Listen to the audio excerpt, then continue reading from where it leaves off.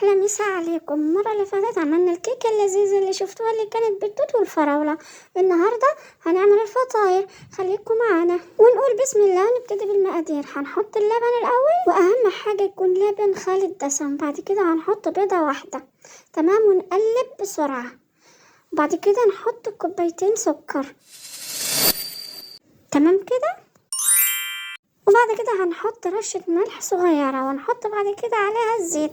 أهم حاجة الزيت يتحط حتة حتة. وبعد كده هنحط الدقيق، ولازم ننخله علشان العجينة ما تتكتلش. خلوا بالكم الخطوات دي كويس، مفهوم، علشان تطلع معاكم عجينة كويسة.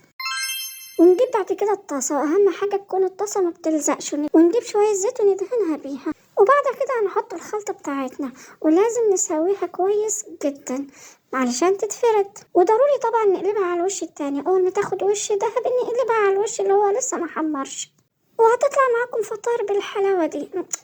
بس انا حاسس انها لك شوية، بس مش مهم، اهم حاجة انها بتتاكل. وخلوا بالكم كويس من المقادير، واعملوها زي ما انا عملتها كده. لو عجبتكم بقى العك اللي انا عملته، اعملوا الشير ومتابعة ولايك، ويا ريت كومنت حلو زيكم. سلام.